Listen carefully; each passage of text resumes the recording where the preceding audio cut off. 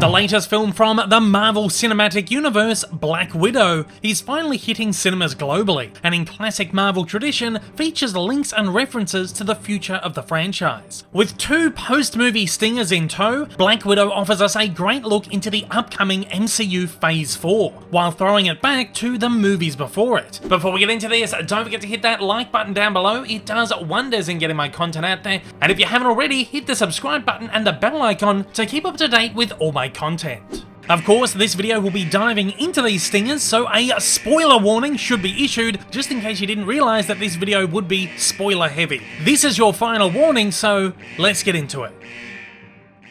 As the movie comes to an end and fades to black, we quickly fade back in before the credits start to roll. In a nice little linking piece set 2 weeks after the movie itself, which ties together Civil War and Infinity War, Natasha, now with a new hairdo and garbed in Yelena's vest, the same look she takes on in Infinity War, is meeting with her friend Mason. Having recovered a Quinjet, Mason hands her the figurative keys and asks her where she's going. She replies, "I've had 2 families in my life, and one of them's in a little bit of a mess right now. I'm gonna go break a few of them out of prison and see if I can't help patch things up." Of course, this is an allusion to the final scene in Civil War, where Steve is seen breaking his fellow Avengers out of the Raft prison, confirming that Natasha was with him helping all along. Once again, this renders another comic tie-in prelude non-canon, as Steve is seen handling it all by himself only moments after Civil War's conclusion. This small sequence also helps explain how Nat, Steve and Sam all wound up back together between films in time to team up at the start of Infinity War, which canonically takes place 2 years later. That's enough time to allow the events of Black Widow to comfortably unravel.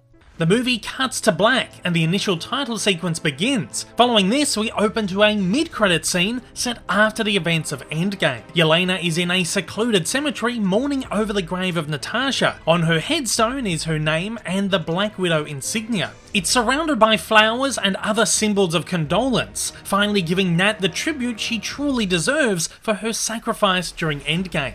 As Yelena stands paying her respects, a whistle is heard in the distance. Soon, a loud, obnoxious nose blowing is heard off-screen. Yelena turns to her side to see Contessa Valentina Allegra de Fontaine, aka Val, standing next to her, portrayed by Julia Louis-Dreyfus. Of course, Val was first seen in the Disney Plus series Falcon and the Winter Soldier, where she is operating for a mysterious organisation interested in superpowered beings. In the series, she is seen courting John Walker, the ex-government instated Captain America knockoff. In the show's very last episode, she seemingly indoctrinates Walker into her organisation, branding him the US Agent, a well-known supervillain in the Marvel Comics. While it's unknown exactly who Val is working for here, the comics have seen her as a SHIELD agent and an agent of Hydra, at one point taking on the mantle of Madam Hydra. While her alliance isn't confirmed yet, it's assumed that she's an antagonist. Interestingly, this stinger was said to be Val's introduction into the MCU and not Falcon and the Winter Soldier. This was one of the major rumoured reasons why the series was delayed after Black Widow's original pushback during the pandemic.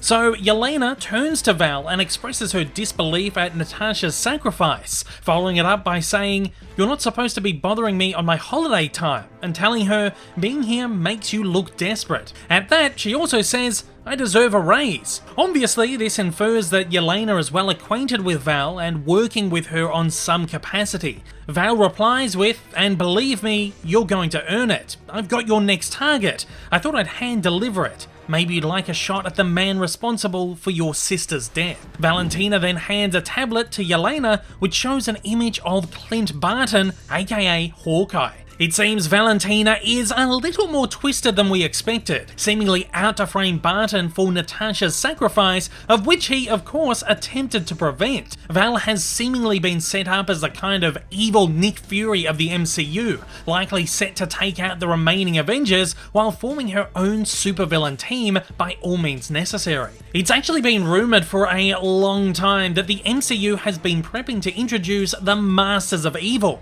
with several supervillains already having having been primed throughout the franchise, such as Baron Zemo, General Ross aka Red Hulk, and the reintroduction of Abomination in upcoming projects, it seems this could finally be coming to fruition. Back in December it was announced that Florence Pugh had joined the cast of the Disney Plus series Hawkeye, reprising her role as Yelena. This stinger potentially sets her up as the antagonist of the series as she attempts to hunt down Hawkeye and his young protege, Kate Bishop.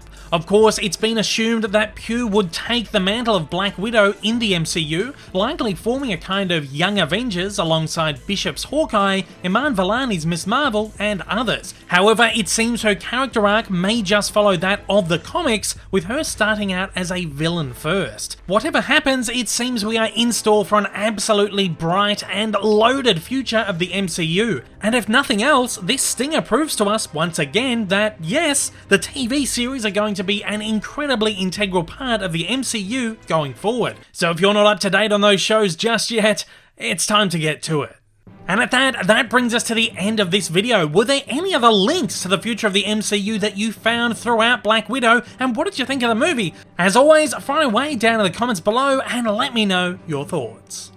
Hey everyone, if you haven't yet, smash that big old subscribe button up on your screen to keep up to date with all my content, and hit that like button down below. Also, don't forget to check me out on social media, and please consider supporting me over on Patreon for as little as $1 a month for exclusive videos, early access content, and to get your name up on the screen. Thanks again for watching.